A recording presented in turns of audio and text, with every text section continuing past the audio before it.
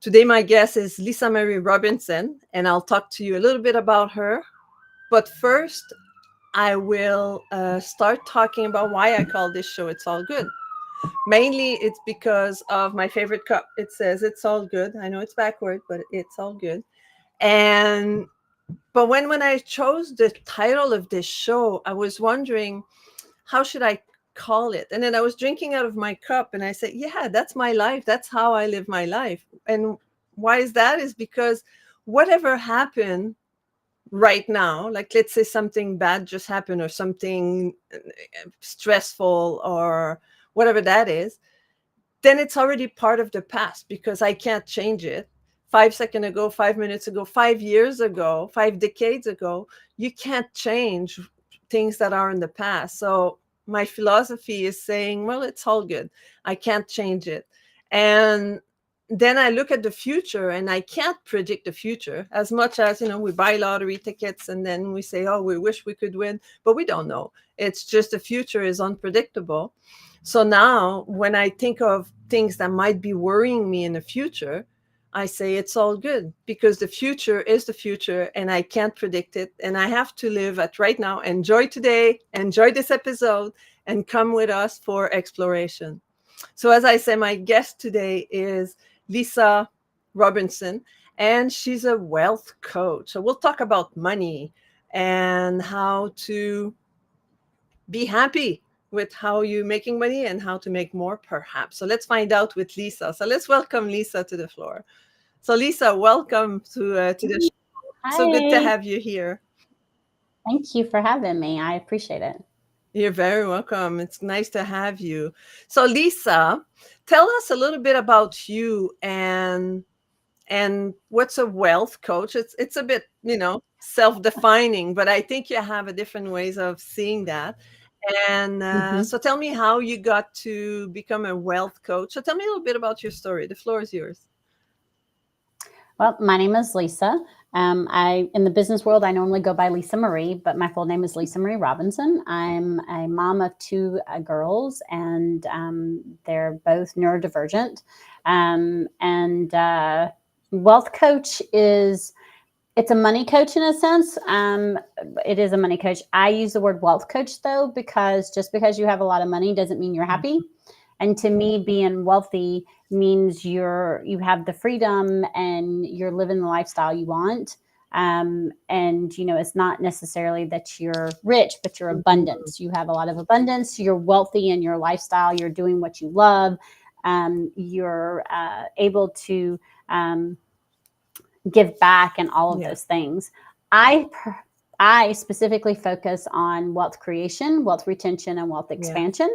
And the reason why I do that is because I think it's important for us as women to not only create the wealth, but retain it and expand, because then we're able to help so many other people. How I got into it, it kind of just, it's really cool that we're doing this now. Um, 7 years ago, as of September the 29th, I was let go from my job. Mm. And I made this is during this period 7 years ago that I was making the decision that I was not going to go look for Yeah. another one, It's a big decision to make. and that I was going. It was. Uh, and in that process of making that decision, I had to make a lot of some other hard decisions. One of them was to have my vehicle Mhm. repossessed because I didn't have a lot of money. I didn't have hardly any. I was already barely making ends meet, and I had everybody and anybody telling me that I needed to go find another job. But I was done with all the migraines, with all the tension headache. I was done working 60 hours a week and not seeing my kids. Yeah.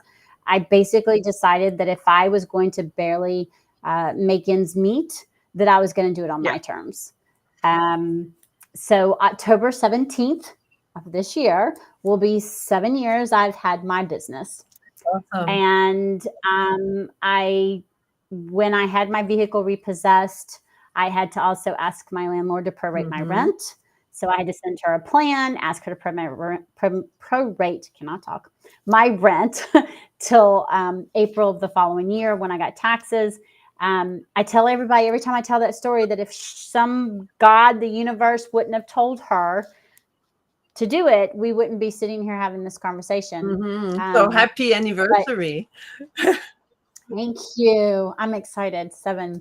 I'm really excited. And then I did the hard thing, and I went to the state and got put on food stamps to make sure my kids would be Yeah. able to eat. And I started my business, and it evolved. Again, at the time, I never would have imagined I'd be doing what I'm doing.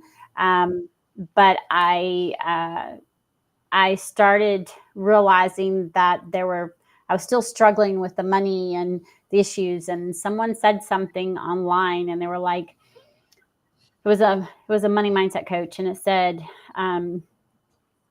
if someone talked bad about you and hated you and couldn't stand you, would you stick around? And everybody was like, hell no, no, no, no. And then her response was, then why would money? And it was a light bulb. Yeah.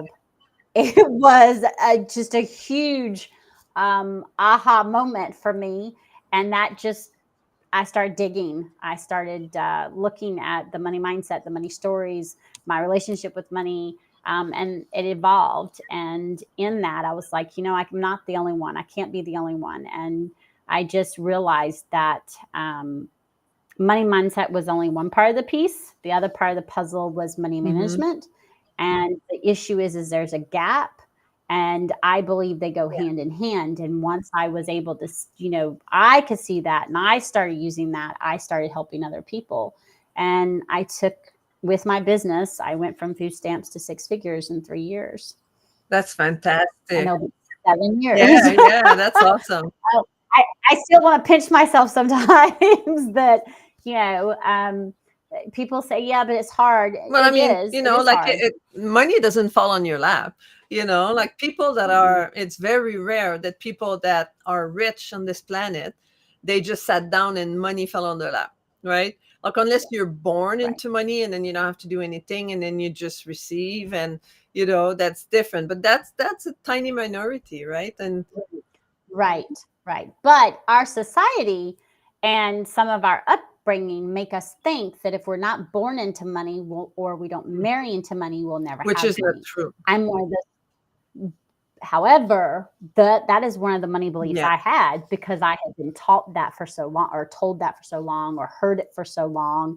And it's simply just not true.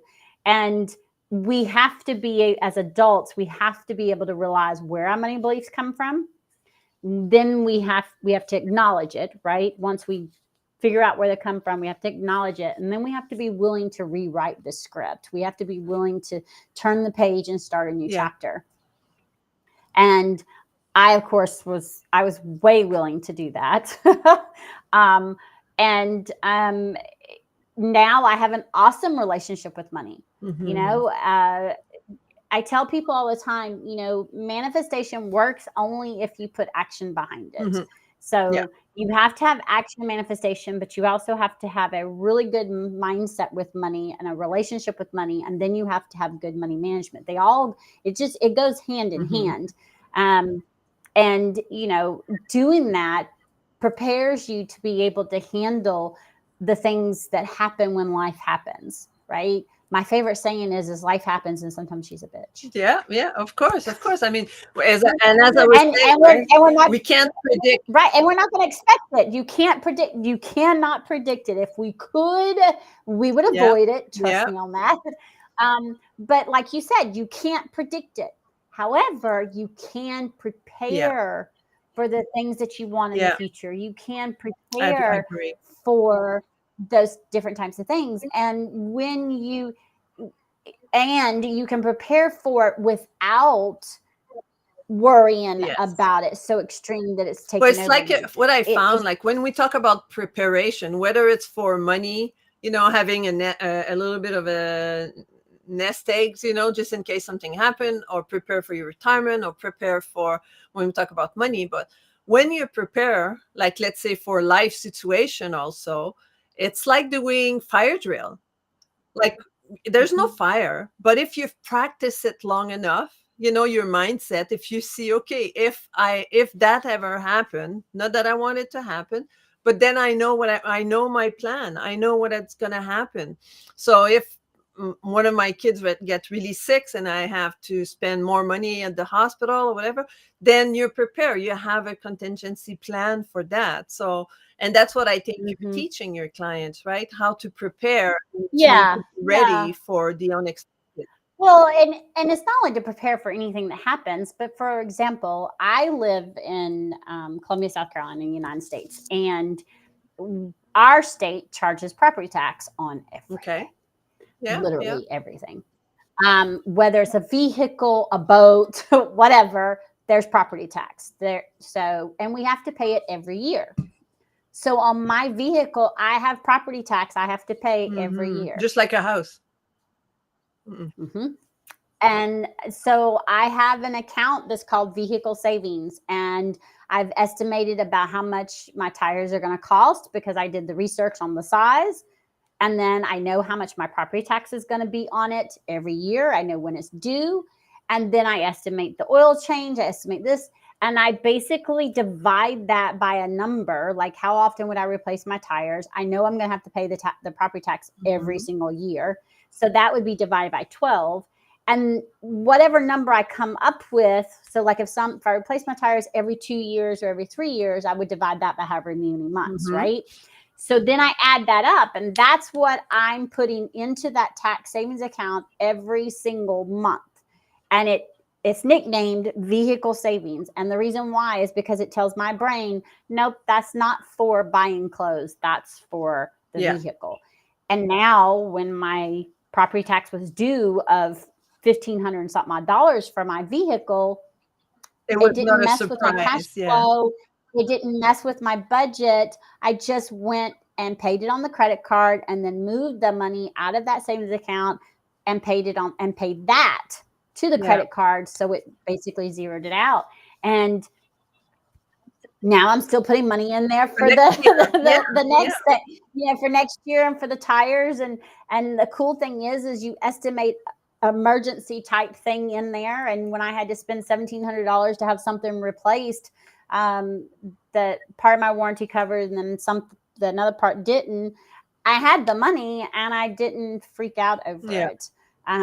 So it's just, it's I don't say have quote unquote an emergency fund. I say be very specific, because then you're allocating your money exactly where you want it to go. And when we put a general emergency fund, sometimes what we think is an emergency may not be technically one, and then we end up using it. So like for healthcare, I actually have a savings account that is for healthcare, meaning doctor visits, emergency room visits, prescriptions, whatever. That's what goes in there, and it's just for that. So that if there is an emergency, it's there. I have one that's called Fur Babies for my dogs, because emergency vet visits are not cheap. No, for sure. So what I understand from that, there used to be like the envelope system, right? Like people would put, like they would have their paycheck, they would cash their paycheck, and they would put $20 here, $20 there, $30 there, $40 there, $50 there. And then whatever is left in their hand, where they're spending money for the rest of the week. I have an account that's called spending, and that's everything goes into it. So that way, if I don't use it, it doesn't disappear. It's there. But yes, it's basically the digital envelope system. It's a digital envelope system, and it's also a combination of that and what we call zero budgeting, which is where we allocate every single dollar. So I use a combination of the two in my budgeting system because that's what works. Do you want to elaborate on zero budgeting? It's called zero budgeting. So what it means is what they say is basically you allocate, like if you get paid $5,000, you literally allocate every single penny to something, whether it's a savings account, whether it's food, whatever, but you allocate and you get it down to zero. I use the combination of that and the envelope system, and I allocate the money. I don't allocate it, quote unquote, my account down to zero. I allocate it down to where there's like minimum of 350, maybe 400 in the account, sometimes a little bit less, but there's always something in there just in case. But I kind of consider that the zero because I know that's my little buffer. But yeah, so I use a combination of the two. And I tell people all the time, you know, just because that works for me, it may not work for you. Although I think the digital envelope system, as we call it, or digital buckets, literally is like the best thing. Because, you know, you can go to Capital One, 360. I know that's in the US. I'm sure there's a one in the other countries that you can use that are just basically free savings accounts. And you can open up as many as you want. And, you know, they don't charge you for it. And you know, people are like, oh, but it's a low interest rate. I'm not doing it to gain interest on it. I'm doing it as a holding And then account. there's no fee for you to transfer money from one to the other. So that's perfect. As long as you have to go into Capital One and do the transfer. So you would sync your external account to it. But no, there's that's no perfect. fee.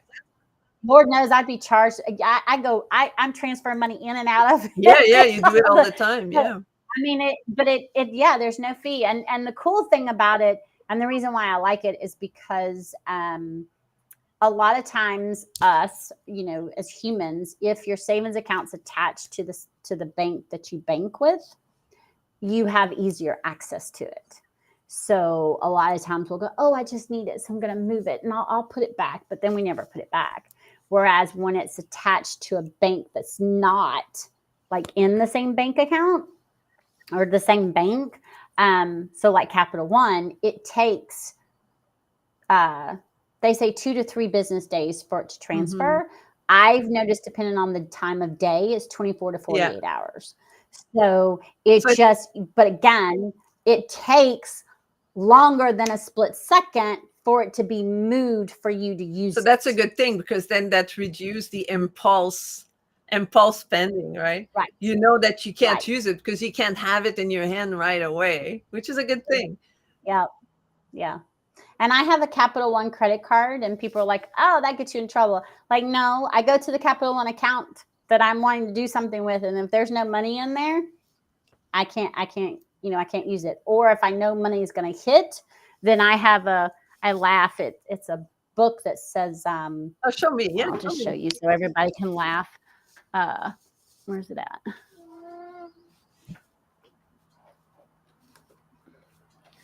It's a little pink book because I'm into hot pink.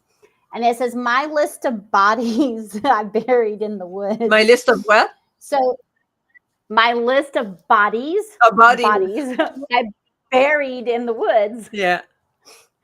But when people see that, they're like, so they're not going to look at it.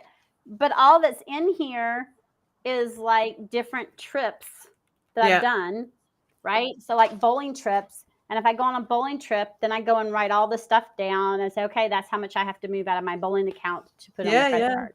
And so I keep up with it. And then once I've done it, I put check marks. And then I just do it for, like, I'm going on another business trip this week. And I just went on last week. And so I just listed it and then checked it off on, you know, that I put it in there. I make a joke, though, that, you know, this keeps people from looking at my stuff. For sure. Because they're like, oh, I don't want to be added to the, you know, it's just a funny joke. Absolutely. But I liked it because it was hot pink. But it's just, it's my accountability system. Because, you know, how often we get in trouble or we'll forget. And then we're like, oh, crap, why is this credit card so high?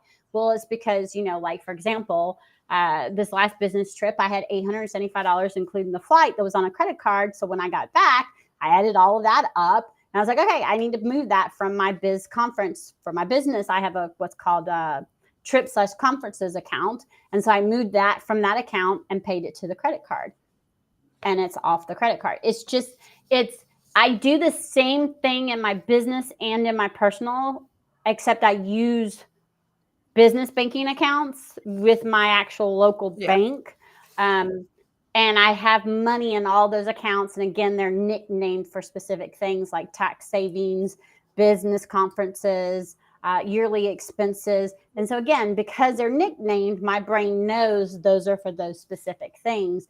And it just helps because then you don't have to worry, whether it's business or personal, how when something does come up or you forgot you had a yearly expense with like the hosting website, and all of a sudden that $300 is due, it doesn't really work. Your cash flow and your operating money, because you already had planned for it, and you'd already been strategic and allocated money away for it. So now that you've explained all that and show us how you do it, as an outsider, that seems so overwhelming. Right. So how do someone get started? Because if someone was to get started with 20 accounts and this and that, I can't do that. I can't keep up. So how do you get people to get started? When I work with my clients and when I do and I've done other podcasts, I recommend you start off with 2. Okay. And I recommend you, for personal, I recommend you list out the different categories that may apply to you. Like if you have a house, like groceries, utilities. If you own a house for like the yearly expenses. So like if you own a house and you have maintenance stuff, then that might be a category for you. If you have a vehicle, and which most of us do, and you're going to replace tires and have oil change, that would definitely be one. Normally, I tell my clients that, to list out the categories and then which 2 would be your top 2. So like for me, my top 2 was, I'd already had the Christmas savings.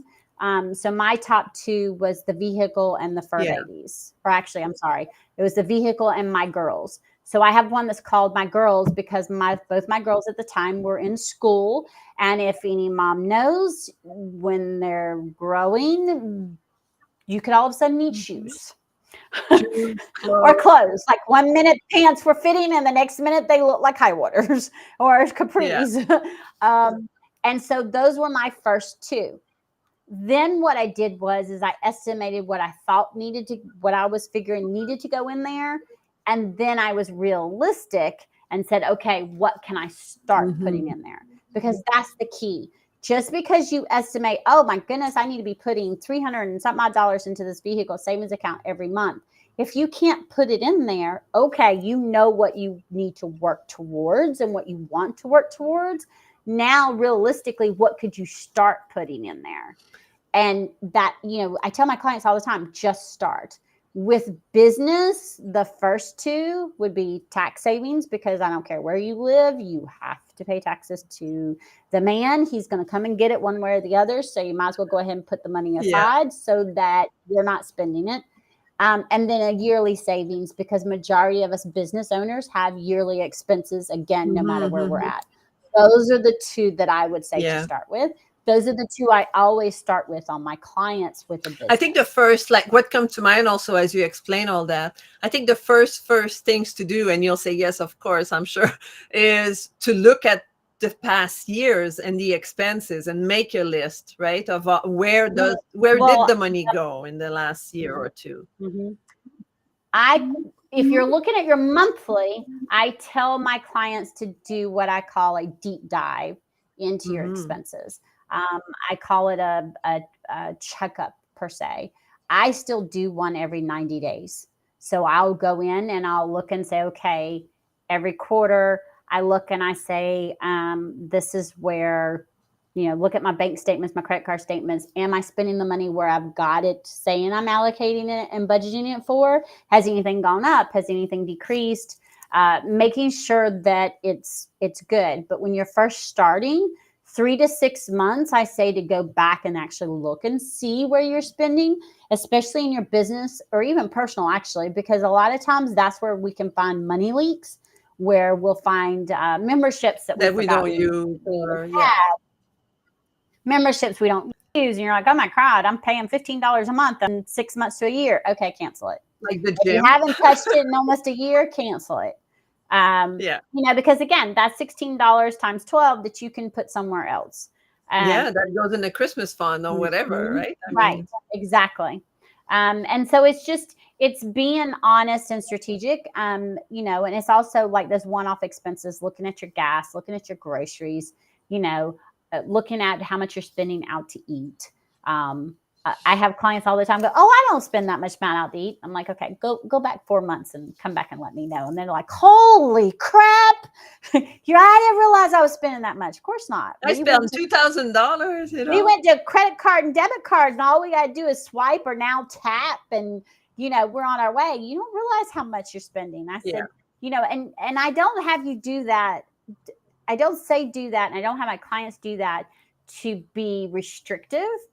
I want you to be aware. Yeah. Because when we have knowledge, we have power. We have the absolutely. power to choose. So the first thing I'll ask is, okay, if you're spending $600 a month going out to eat, are you okay with that? Mm-hmm. Is that what you want? And if you say yes, no judgment, great. You're aligned with your goals and your core values of where you want that money to go. That's what goes in the budget.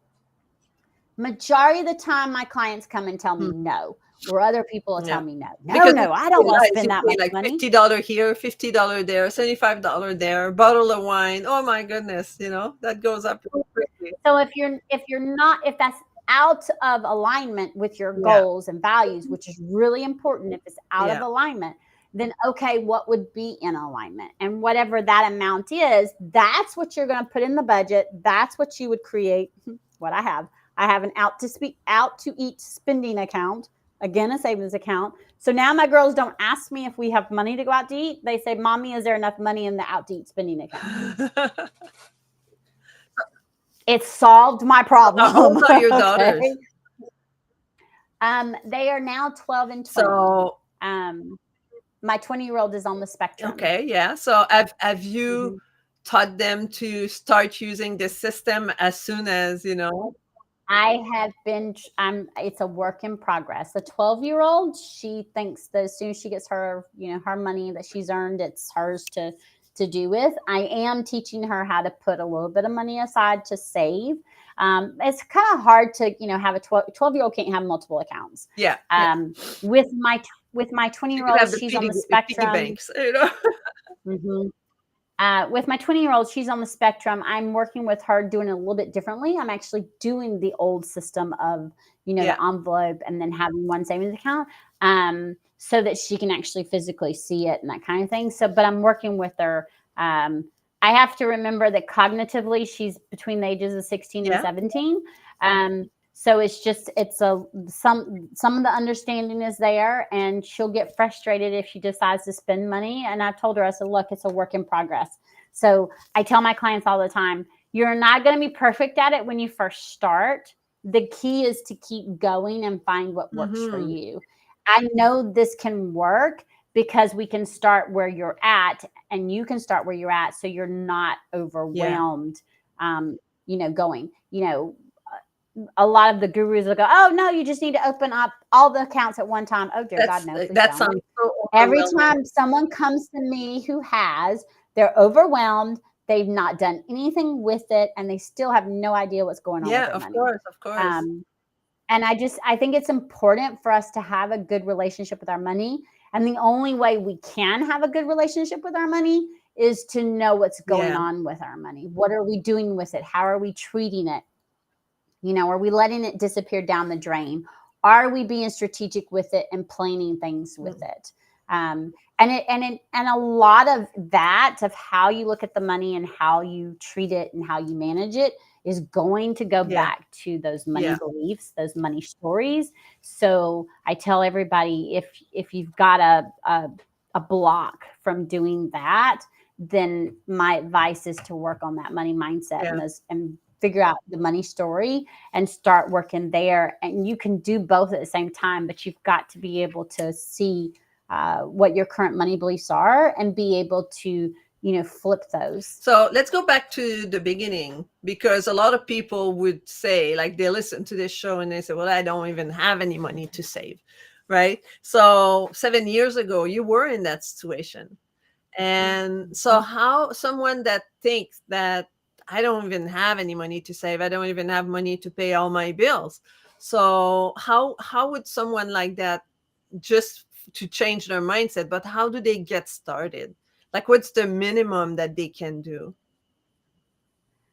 Well, you're going to laugh at me, but it's to first say thank you every time you pay a Mm-hmm. bill. You've got to change your relationship with money no matter how Yeah. much you have. I started saying thank you every single time I was able to pay a Yeah. bill. And gradually I was able to pay all the bills, no problem. The first accounts I had open, I was putting $5 a month. And the reason why I had the $5 a month is because I went and looked at my bills and said, what can I temporarily do without? Mm-hmm. Mm-hmm. I may not have liked asking that, but the question was, what can I temporarily Yeah. do Yeah. without? And temporarily, I could do without this, Yeah. and this. And I did it. I made those decisions. And, if that meant less going out to eat, okay. If that meant less this, Yeah. okay. I didn't have 2 dogs when I started, Yeah. so I didn't have to worry about feeding 2 Yeah. dogs. But looking at the things, a lot of times there is money that we don't realize we have that we're spending in places we don't realize we're Mm-hmm. spending. Like if you go, like grocery, for example, if you go to the Mhm. high-end grocery stores that charge 3 times too much for your, Or you go to a grocery store when you're yeah, hungry, or you go to the grocery store without a yeah, list. So I have found that if I go without a list or if I go hungry, I spend more. If I go without the intentions of what I'm going to cook that week, or I used to go every 2 weeks. I found that when I go every 2 weeks, I spend more money. So now I've made it to where I go every single week. and you plan your I week. planned for that week of what I'm going to fix, and I have a grocery list. And if it's not on the list, I don't Mm-hmm. buy it. And being able to do that has reduced my my Yeah. grocery bill. Now I have another friend who's like, I can't control myself if I go into a grocery store. So what we did for her is she does the same thing once a week. She goes on the app, she puts her stuff in the thing, and they go and do it, and she just goes and picks it up. And again, there's no impulse because she's only She's getting on one not list. in And the store. Yeah. when she started doing that, her grocery bill was cut almost in Yeah, half. because she only bought what she needed. And I like Only bought what she needed and planned for the meals. and I like buying once a week because that also does less waste. Right, because sometimes we buy things, we say, "Oh, I'll use that. I might use that," and then 2-3 weeks later, it's still in the fridge and it goes bad, and then you throw it away. So, how much money are we throwing in the garbage or the recycle? Right? Exactly. And that's the reason why I suggest, okay, first, some of the questions I'll ask: how often are you going to the Mhm. grocery store? How often are you going to the grocery store and ordering DoorDash? Nothing against DoorDash, but how often are you doing both? And they'll go, oh, well, I try to go to the grocery store, but then I get so tired, so I end up ordering DoorDash. Okay, well, then if DoorDash has help, and one lady is like, and I can get healthy DoorDash meals. Okay, then stop buying so much stuff at the grocery store. Exactly, compensate, right? Oh, because it's going bad, right? And she's like, yeah, okay, well, then whatever be realistic, be honest with yourself. If you're going to put the money, you're going to do DoorDash, then take that money that just went down the drain anyway because it went bad, and instead put it For ordering somewhere food. else. Yeah.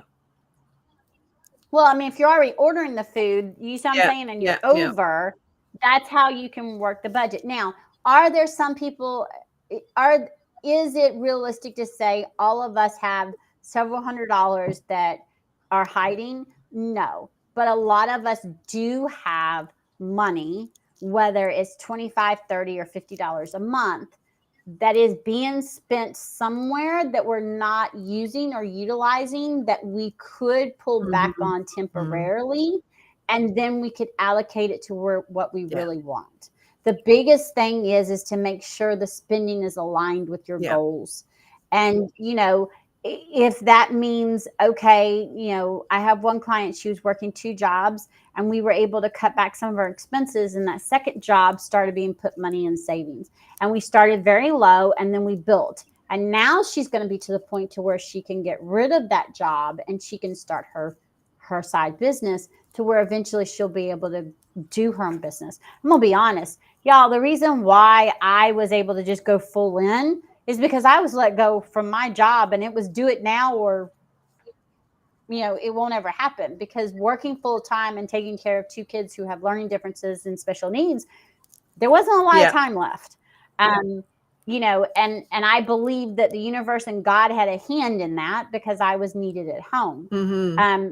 However, I also believe that if we are realistic with ourselves or honest with ourselves, there's money that we're throwing away somewhere, whether it's $5 a month, that we could actually allocate into a savings. And you think about it, if you decide you're going to put $5 into a savings account for your vehicle, and you've got a pretty decent vehicle, by the end of the year, you're going to have a good chunk of money in there. Mm-hmm. And gradually you're going to oh, you know what? I've got an extra. More, yeah. And you're going to put more in there. It's contagious, honestly. Yeah. Key is to nickname it whatever you decide, nickname it so that's what it shows when you log in, because again, it tells your brain over and over again that's what wonderful. It's for. So I imagine right now that if this was an open phone line, you would have a lot of questions. So now let's talk about how can people reach you.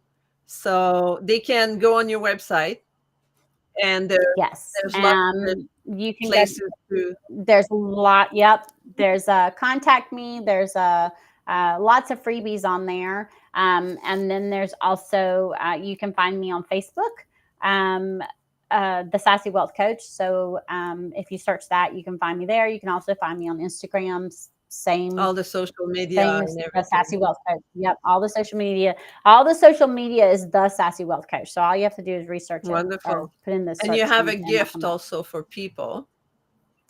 Yes, it's 6 steps to sassy and sexy business numbers, and you can get that by going to the website, and you'll see that on the front page. Wonderful. So make sure you opt in for that gift, because at the website, thesassywealthcoach.com, and you'll find a whole bunch of goodies in there, and how to reach Lisa Marie and book an appointment. Are you offering like a consultation, like a? Yeah, I have. I do offer a consultation for those who I have one-off coaching sessions, and then if someone's interested in one of the programs, then I offer a free consult for us to talk. It's a 20-minute consult. Wonderful. And so give me one last tips before we go. One tip? The biggest tip, give yourself grace. Beating yourself up, kind of like what you said, you can't do anything about the past, is actually exactly what you said. You can't do anything about the past, and you can't predict the future. However, you can do something about it. You can give yourself a hug and say, hey, and have self-compassion. I think self-compassion is down the garbage nowadays, right? It's hard right now. And when I say give yourself grace, I mean the self-compassion, because you know what? If you made previous money mistakes, guess what? You're not alone. I promise. I've made them several times over. And if you go to my About Me page, part of my story is there about some of those mistakes. And the biggest thing is saying, okay, I made these mistakes, but I can do something about now. And just taking, it's kind of like fitness. I compare it to fitness. You don't change overnight your lifestyle. You do baby steps for it to become sustainable, right?